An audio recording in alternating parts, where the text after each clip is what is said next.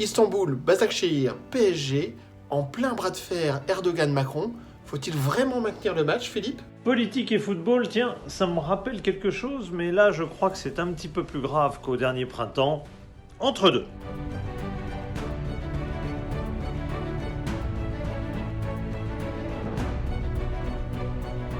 Alors la période est compliquée, elle est compliquée à tous les étages, elle est évidemment compliquée en dehors du sport, en France, avec les phénomènes que l'on a vécu et l'assassinat de Samuel Paty. Et justement dans le prolongement de cet acte horrible, eh bien, la prise de position du président Macron et la volonté ferme de régler le sujet de cet acte terrorisme a fait réagir en dehors de nos frontières, le président turc Erdogan, qui n'a pas hésité à attaquer verbalement le président de la République et a aussi incité à boycotter les produits français. Bref, on est dans une tension extrême entre la Turquie et l'Europe en général et la Turquie et la France en particulier. Et c'est dans ce contexte-là, que le calendrier hasard malheureux de la Champions League nous propose un match Istanbul-Başakşehir contre le PSG. Alors évidemment que ça va être un match très particulier. On peut surtout craindre pour la sécurité même des joueurs, notamment, alors pas sur le terrain, parce que sur le terrain tout devrait bien se passer. Mais dans le transfert entre l'aéroport et le stade, il peut y avoir beaucoup de choses qui pourraient se passer. Et évidemment qu'on ne le souhaite pas, mais on peut se demander si dans un tel contexte, il ne serait pas plus sage de reporter tout simplement le match. Alors soyons clairs, moi je suis pour un football planétaire qui s'embarrasse le moins possible des problèmes géopolitiques et diplomatiques de ce monde. Parce que sinon on fait rien, sinon on fait plus de match. Alors quoi, France et Angleterre vont pas pouvoir s'affronter pendant des siècles parce qu'il y a très longtemps, il y a eu la guerre de 100 ans. Et France-Allemagne, alors après les deux dernières guerres, pas possible. Ce fut tout le contraire. Dès 1952, la France a reçu l'Allemagne, et puis l'Allemagne, 2 ans plus tard, a reçu la France dans 2 matchs amicaux qui portaient bien leur nom. En 1958, il y a encore un match pour la 3e place entre France et RFA. Et alors, ce ne fut, loin s'en faut, pas la 3e guerre mondiale. Bref, je crois que le sport, au contraire, sert la plupart du temps à pacifier les conflits, à traiter d'une certaine manière, et les rivalités finalement ne font que bénéficier au sport. Le sport a besoin de grandes rivalités. Même Barça-Real, qui au départ est une rivalité peut-être politique, mais c'est surtout devenu bien évidemment une rivalité sportive pour l'essentiel. Et je crois vraiment que le sport est un élément qui peut rassembler. Le pire est toujours imaginé, mais finalement, c'est l'inverse. Exemple parfait, Iran-États-Unis en 98 à la Coupe du Monde. On est en pleine crise diplomatique entre les deux pays, on imagine le pire. Et bien évidemment, c'est un grand moment de fraternisation. Tout ça parce que le sport, c'est pas grave. On est passionné, puis dépassionné. Après telle défaite, tel match, on se dit « Mais que va-t-il se passer avec les supporters ?»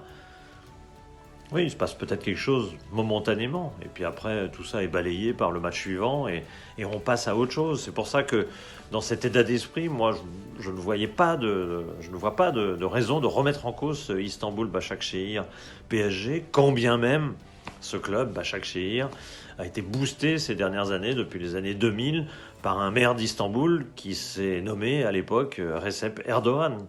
Et alors ? C'est pour quelques phrases sur Macron, il risque d'y avoir un énorme problème lors de ce match.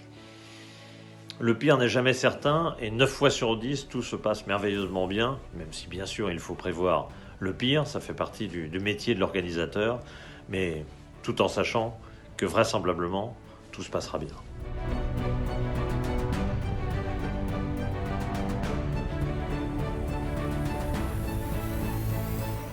Oui Philippe, je suis d'accord avec toi, le sport normalement sert à pacifier des oppositions et se sert aussi des oppositions.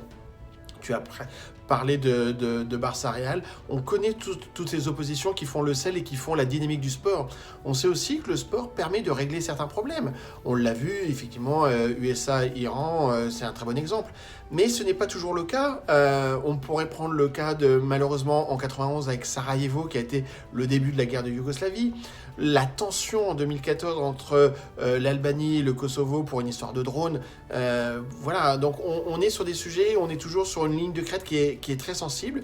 Et dans ce cas précis, Erdogan joue un peu au pompier pyromane. On en parlait déjà la semaine dernière sur un autre sujet, mais là, on joue vraiment avec le feu. Non pas dans le stade, parce qu'effectivement, je ne pense pas qu'il y aura trop de problèmes à ce niveau-là. Déjà parce que ce club est moins populaire en Turquie que peut être le Galatasaray ou Beşiktaş, par exemple, ou Fenerbahçe.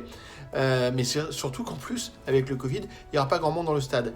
Non, je pense qu'il peut y avoir un vrai sujet de sécurité. Il y a 9 chances sur 10 pour que ça se passe bien. Je ne voudrais surtout pas jouer la 10e, mais on rentre quand même dans une période très compliquée où le sujet du politique doit être tenu à distance, je crains le plus possible du sport, parce que là, on pourrait se retrouver en otage, et ça ne serait pas la première fois que le sport serait pris en otage par les politiques. Ah oui, bien sûr, Vincent, je comprends tes craintes. Paris est le symbole de la France et cela décuple le danger. Entendu. Mais on peut aussi considérer que le PSG, c'est le Qatar, qui est un pays assez proche de la Turquie, et que voilà, qui peut aussi, très logiquement, contrebalancer le danger évoqué. Et puis, puisque tu évoques un report possible, sache que de toute façon, l'UEFA n'y a sans doute même pas songé, car c'est l'année des reports impossibles. Il n'y a c'est l'année de tous les dangers pour un calendrier complètement bouclé et fermé, et impossibilité. La seule possibilité, éventuellement, c'était de déplacer le match, mais alors là, pitié. Déjà qu'on souffre terriblement des huis clos, il y aura 300 personnes à Istanbul pour ce match Başakşehir PSG. Alors épargnons-nous encore un déplacement et une plaie supplémentaire pour le football. Alors quand il y a des cas extrêmes, des guerres, entendu, je veux bien, mais là de quoi parle-t-on ? Se faire traiter de malade, voire même de con en politique, même pour un chef d'État, ça n'a jamais tué personne. En tout cas, ça ne me paraît pas plus grave que le football, c'est dire.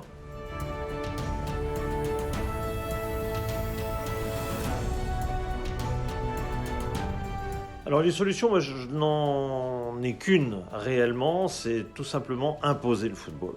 C'est-à-dire que le football ne cède pas de terrain à toutes les questions diplomatiques, politiques et autres. Je donne un exemple. Récemment, Gianni Infantino a voulu jouer un rôle diplomatique très fort en promouvant une sorte de réconciliation entre le Qatar, organisateur de la Coupe du Monde 2022, et ses voisins, au prétexte que les voisins pourraient organiser quelques matchs et que du coup on pourrait se réconcilier. Je crois qu'il a trop joué sur le côté politique pour que ça marche. S'il était resté purement sur le plan football, peut-être aurait-il réussi, ou en tout cas le football aurait gagné à rester à son niveau, mais à occuper toute sa place, et sa place parfois fait des miracles. Je prends un exemple également du côté de l'UEFA, qui depuis des années, au moins une dizaine d'années, empêche tout match entre clubs russes et ukrainiens. Au prétexte, prenons Shakhtar Donetsk, c'est un bon exemple, ils jouent tous leurs matchs soit à Kiev, soit à Kharkov, soit à Lviv, tout simplement parce que la ville est à moitié détruite et que le stade lui-même de Donetsk est à moitié détruit et qu'on ne peut pas y jouer de rencontres. Entendu, c'est entendu, mais parallèlement, peut-être ce délai est-il beaucoup trop long. On aurait pu déjà peut-être favoriser une sorte de réconciliation au moins footballistique. Restons modestes, restons football. Et par exemple, si le tirage au sort désigne un Lokomotiv Moscou, Shakhtar Donetsk, assumons et jouons ces matchs avec les conditions de sécurité évidemment nécessaires. Parce que, soyons clairs, la fameuse guerre du football entre Honduras et Salvador, c'est un mythe. Jamais, c'est évidemment pas le football qui a déclenché cette guerre. Ce n'est pas non plus le football, le match, les tensions et les incidents sur Dinamo Zagreb, Étoile Rouge de Belgrade, qui ont déclenché la guerre en Yougoslavie. Soyons sérieux. Le football a peut-être éventuellement servi de prétexte, mais en aucun cas n'a déclenché quoi que ce soit. Par contre, parfois, il peut avoir un rôle positif et rien que pour ça, eh bien, ça mérite de temps à autre de tenter davantage de choses et ne pas trop subir les tensions diplomatiques. Le sport doit se maintenir à distance de la sphère politique et c'est déjà une très bonne idée. Mais je pense que cette époque montre aussi que le sport doit se mettre aussi à distance du fait religieux. Il doit réaffirmer son indépendance par rapport à cela et donc son approche laïque qui est chère à la France. Thomas Barr, pour le CIO, a réaffirmé le fait que le terrain devait être sanctuarisé, ne devait pas être le théâtre de revendications. Et je pense qu'il a raison. Et il faut qu'on aille aussi sur ce terrain-là, pour le coup, au niveau du football. Maintenir le fait religieux, notamment, en dehors du terrain. Et ça, c'est vrai pour l'islam, le voile, etc. Mais c'est aussi vrai pour la croix des Brésiliens, etc.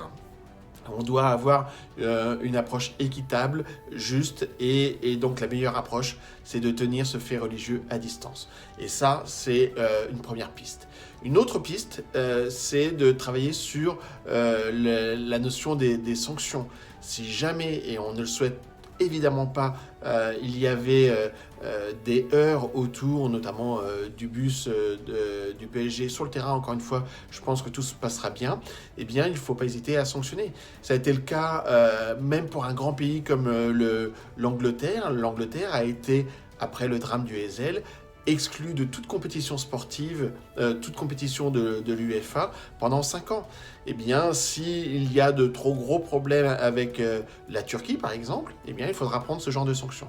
Et dans le cas précis de la Turquie, si ça venait à se répéter, la Turquie ayant de vraies tensions par rapport à l'Europe d'une façon générale, de l'Union européenne, la France en particulier, eh bien, on pourrait aussi tout simplement se pencher sur le sujet de l'appartenance de la Turquie à l'UEFA, comme on a pu dans le passé intégrer Israël, qui géographiquement n'a rien à faire dans l'Europe, à l'UEFA.